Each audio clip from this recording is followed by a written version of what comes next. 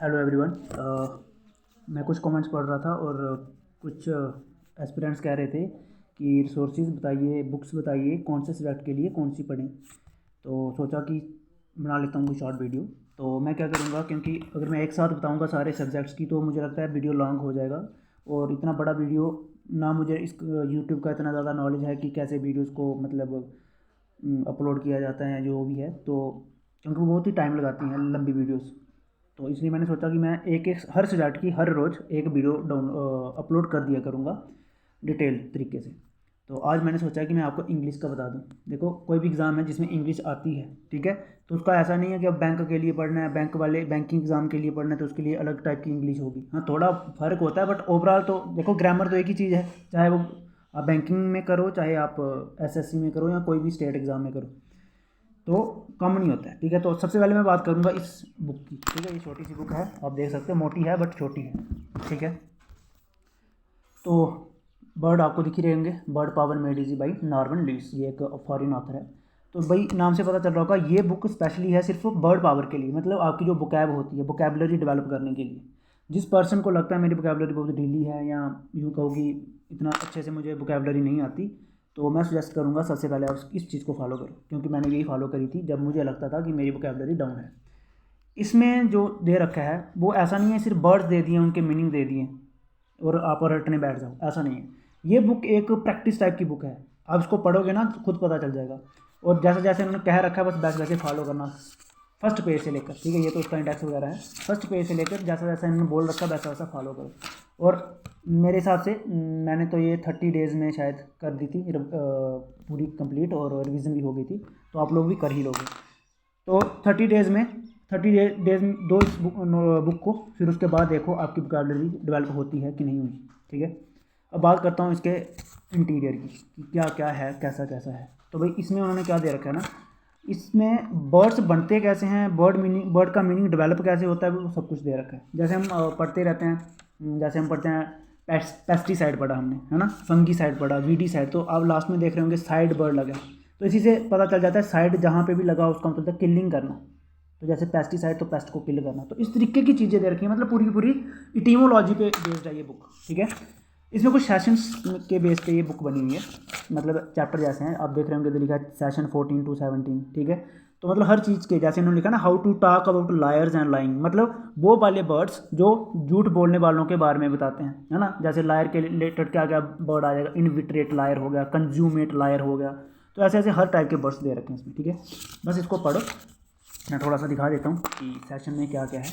तो जैसे आपका फर्स्ट सेशन, एक मिनट, जैसे ही आया आपका फर्स्ट सेशन। ठीक है, तो फर्स्ट सेशन में आपको दिख रहा होगा इन्होंने क्या कर रखा है, वर्ड दे रखा है, पहले लिखा है मी फर्स्ट, है ना, मतलब सबसे पहले मैं। अब हम कब बोलते हैं सबसे पहले मैं, जब हम सेल्फिश होते हैं। तो उसके रिलेटेड कुछ उन्होंने वर्ड बना दिया इधर, ईगोइस्ट, है ना। फिर इसी वर्ड के रिलेटेड और क्या क्या वर्ड्स बन सकते हैं वो सारा कुछ इन्होंने दे रखा है। ठीक है, तो बस ये पूरी पढ़ो। देखो इसके आपके दो बेनिफिट होंगे, एक तो आपके वोकैबुलरी डेवलप होगी, दूसरा आपको दिख रहा है ये रीडिंग है कुछ, तो आपकी रीडिंग कैपेसिटी भी बढ़ेगी, है ना, कॉम्प्रीहेंशन। फिर आप देख सकते हो हर चैप्टर जिसको इन्होंने सेशन बोल रखा है उसके लास्ट में इसकी एक्सरसाइजेज भी हैं। तो मतलब ये एक प्रैक्टिस बुक है, सिर्फ रटने वाली नहीं है। प्लेंटी ऑफ, आप देख सकते हो, मैच दी कॉलम, ये वो, मतलब हर टाइप का क्वेश्चन किस तरीके से बन सकता है वो बनाया बर्ड के रिलेटेड।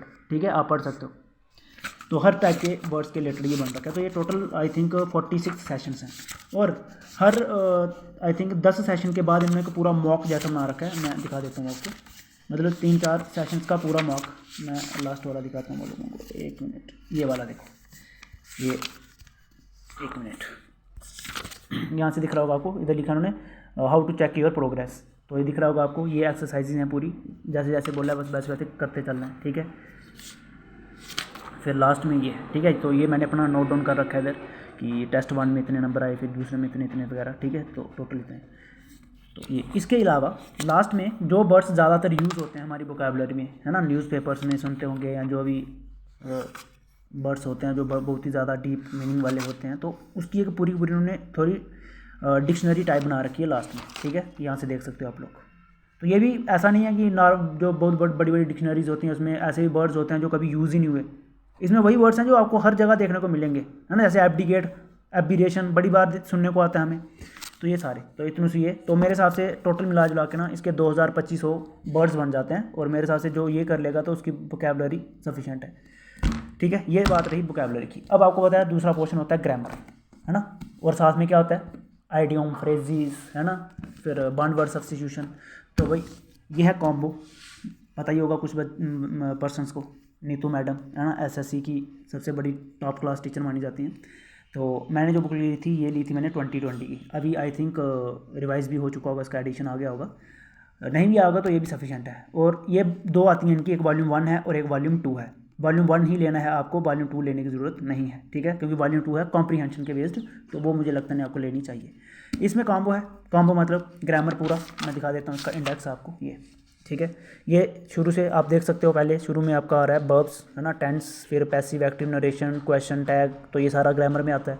उसके बाद आपको आप देख सकते हो लास्ट में आ रहे हैं कुछ सुपर, मतलब सब कुछ है। फिर इधर आपका आ जाता है जो एडियम फ्रेजेस, हालांकि इसमें भी दे रखे हैं सिनोनिम अंटोनियम वगैरह, मिलते जुलते ही हैं इस नॉर्मल यूज़ की बुक के साथ। फिर बॉन्ड वर्ड सब्स्टिट्यूशन है इसके, ठीक है, प्रैक्टिस सेट दे रखे हैं, आइडियम फ्रेजेस सब कुछ है, ठीक है। तो मेरे हिसाब से ये सफिशिएंट है, बाकी अंदर का पोर्शन आप देख ही सकते हो, ठीक है। और इसमें वही है, प्रैक्टिस के लिए पूरी लास्ट में एक्सरसाइजेज हैं आपके पास, ठीक है, जिस तरीके से एग्जाम में आती हैं या आ रखी हैं, ठीक है, प्रीवियस ईयर के भी हैं और ऐसे भी हैं। और ऐसा नहीं कि ये एसएससी की बुक है तो एसएससी के लिए ही फ़ायदे देने वाली है, आप किसी भी एग्ज़ाम की तैयारी करो ये आपके लिए बेनिफिशियल रहेगी, ठीक है। स्टेट के एग्ज़ाम के लिए तो ये सफिशेंट है ही, ठीक है, कोई भी एग्ज़ाम कर लो। हाँ, बैंकिंग का नहीं, क्योंकि बैंकिंग में आइडियम फ्रेजेस वगैरह या ये सब पूछा नहीं जाता, हाँ, बट ग्रामर तो होता ही है, तो ग्रामर का वो कर सकते हो जो बैंकिंग का करना चाहते हैं। बाकी इसमें भी प्लेंटी आप देख सकते हो, बड़ी सारी आइडियम फ्रेजेस हैं, सब कुछ है, ठीक है। ये बाकी एक्सरसाइजेज हैं जो भी है, तो आप देख सकते हो, ठीक है। ये है, ये सारी आइडियम फ्रेजेस, कुछ आइडियम फ्रेजेस उन्होंने सेंटेंस बनाकर भी दे रखी हैं कि सेंटेंस में कैसे यूज़ होती हैं। तो भाई मेरे हिसाब से ये दो बुक्स इंग्लिश के लिए सफिशेंट है, किसी भी एग्ज़ाम की तैयारी कर लो आप, ठीक है, एक्सेप्ट बैंकिंग, क्योंकि बैंकिंग मैंने बताया आपको कुछ एक्स्ट्रा चीज़ कॉम्प्रीहेंशन ज़्यादा होता है। तो बाकी जो मर्जी एग्ज़ाम आ जाए दुनिया भर का, ठीक है।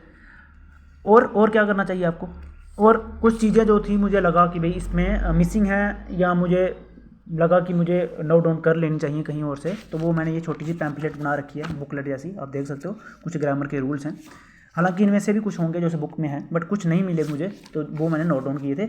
ये एक रानी मैम करके टीचर हैं यूसी लाइव, वो भी एसएससी की कोचिंग देती हैं, तो उनकी 60 रूल्स ऑफ ग्रामर वाली एक पीडीएफ थी, मैंने उनसे ये डाउनलोड किया थे, ठीक है। तो ये सारा वो था, बाकी कुछ चीज़ें थी जो मैं ऐड ऑन करता जाता था, कहीं से ही मिलती थी, ठीक है। ये तो करना ही पड़ता है, ठीक है ना, आप देख सकते हो, ऐसा नहीं है सिर्फ बुक्स ही करनी होती हैं, क्योंकि बुक्स सब कुछ नहीं दे सकती हैं आपको हर सब्जेक्ट के लिए एक छोटी सी नोटबुक लगानी है, जैसे मैंने लगा रखी है इंग्लिश के लिए, आप देख सकते हो। इसमें क्या कर रखा है मैंने, कोई भी अगर इंग्लिश का ग्रामर का पोर्शन मुझे लगा कि भाई कहीं कुछ भी नया मिले तो मैं नोट डाउन कर रखता था, आप देख सकते हो। ये एक्स्ट्रा कुछ पेज ही चिपका देता था जब ये बुक ही ख़त्म हो गई, ये देख सकते हो आप पूरा वे में। ये OWS है हमारे बॉन्ड वर्ड सब्स्टिट्यूशंस, तो ये सिर्फ वो हैं जो मुझे मेरी इस बुक्स में नहीं है, ठीक है। ये सारे मैंने कहीं से जो रीसेंट एग्जाम्स में आए थे, जिनको मैं प्रैक्टिस करता था, नए मिलते थे तो मैं नोट डाउन करता जाता था, ठीक है, ये करते रहता था। फिर आपके आगे ये सिनोनियम टोनियम A to Z, ठीक है, आप देख सकते हो A से लेकर Z तक मैंने ये बना रखे हैं, और पूरा डिक्शनरी की तरह आप देख सकते हो। मैंने खाली प्लेस छोड़ा कि इन फ्यूचर अगर कोई और वर्ड मिल जाता तो मैं नोट डाउन कर लेता, ठीक है। ये बाकी ये आ गया हमारा ये अपना आइडियम फ्रेजेस, ठीक है, जो मुझे नहीं लगती थी, बट शुरू में अभी आपको ये करने की जरूरत नहीं, फिलहाल आपको सबसे पहले कंप्लीट करना है, ठीक है। क्योंकि मैं वही बार बार कहता हूँ कि ये मैटर नहीं करता आप कितना पढ़ते हो, मैटर ये करता है कि आप कितना दिमाग में लर्न कर पाते हो। तो अगर ये लर्न हो जाती हैं चीज़ें, फिर आपको एक्स्ट्रा चीज़ें ऐड ऑन करनी है, अदरवाइज नहीं, सफिशिएंट नहीं है। फिर और किसी को लगता है कि भाई मुझे और आगे जाना है, तो वही मैंने रखी थी ब्लैक बुक, ठीक है, वोकैबुलरी की। तो ये इसमें क्या है, इसमें सिर्फ आपको आइडियम फ्रेजेस, ठीक है, आप देख सकते हो क्या इंडेक्स है इसमें, क्या क्या है, आपको ये चीज़ें मिलेंगी, ग्रामर नहीं है इसमें, ठीक है। इसमें सिर्फ आपके पास क्या है, वर्ड मीनिंग्स हैं और जो भी चीज़ें होती हैं, तो ये सब कुछ देख सकते हो आप लोग। ये इसका पूरा का पूरा इंडेक्स है, कहाँ पे क्या है, ठीक है, ये देख सकते हो आप लोग। फिर ये इन्होंने ब्रेकअप दे रखा है कितने सारे क्वेश्चंस वगैरह इसमें हैं, ठीक है। तो ये देख सकते हो आप, बॉन्ड वर्ड सब्स्टिट्यूशन है, मीनिंग हिंदी में सेंटेंस क्या बन सकता है, वो सब कुछ दे रखा है। तो भाई 2000 तो मेरे हिसाब से आइडियम फ्रेजेस और ये बॉन्ड वर्ड सब्स्टिट्यूशन होंगे, दिखा देता हूँ मैं आपको। मेरे हिसाब से तो 1500 के करीब इनके, हाँ 1400 कुछ इनके बॉन्ड वर्ड हैं, फिर ऐसे आइडियम फ्रेजेस भी काफ़ी सारी होंगी, ठीक है। तो ये है भाई सब कुछ, बाकी बड़ा कुछ है इसमें भी, बट इसको नहीं अभी लेना क्योंकि आपको बोझ लगेगा, क्योंकि जब मैंने भी शुरू में ली थी तो मुझे शुरू में बहुत ही awkward सा लगता था इसको पढ़ते समय, फिर बट धीरे धीरे हो ही गया, फिर रट्टी ली मैंने ये सारी। तो ये था भाई इंग्लिश के लिए, किसी भी एग्ज़ाम की इंग्लिश। इसके अलावा आपको प्रैक्टिस तो ज़रूरी है ना, क्योंकि ऑनलाइन सिस्टम है, CBDT एग्ज़ाम होते हैं। तो अगर आप चाहते हो कि भाई इस बुक की इन बुक्स के अलावा मुझे इंग्लिश की प्रैक्टिस कहाँ से करूँ मैं, तो भाई मेरे पास थी एक ऐप, मैं उसको यूज़ करता था जब भी मैं फ्री टाइम में होता था। वो ऐप है, मैं लिंक पिन कर दूंगा कमेंट सेक्शन में। वो जो बुक है, ऐप है, वो उसके ऊपर लिखा हुआ है 600+ SSC एग्ज़ाम क्वेश्चंस। तो मतलब ऐसा नहीं समझना कि वो SSC के हैं तो आपके किसी काम के नहीं। अगर आप JNK के एग्ज़ाम की तैयारी कर रहे हो या किसी और एग्ज़ाम की तैयारी, भाई हर जगह काम आएगी आपको, समझ में आ रहा है। तो वो जो ऐप है ना, फ्री ऑफ कॉस्ट है, कोई पैसा कुछ नहीं देना आपको उधर। प्लेंटी ऑफ क्वेश्चंस आपको उधर मिलेंगे, वो भी सेक्शन वाइज। मतलब जैसे ग्रामर में आपको पता है टेंस होते हैं, टेंस के ऊपर क्वेश्चंस होंगे, फिर आपका नरेशन होता है उसके ऊपर क्वेश्चंस होंगे, तो वो सारा कुछ उसमें है। फ्री ऑफ कॉस्ट है, सिर्फ डाउनलोड करो उसको और लगे रहो उसमें। SSC के भी प्रीवियस ईयर 2019 से लेकर आज तक इंग्लिश में जो भी आ रखे हैं वो उनके भी उधर हैं, ठीक है। मतलब क्वेश्चंस हैं पूरा ऐसे पेपर टाइप, तो आप वो कर सकते हो विद टाइम, ठीक है, टाइम भी चलता है उधर। तो वो मैं लिंक पिन कर दूंगा, ठीक है। तो मुझे लगता है इंग्लिश के लिए भाई सफिशेंट है, इतना कर लोगे तो किसी भी एग्ज़ाम को फोड़ सकते हो आप इंग्लिश के लिए, ठीक है। Okay, thank you.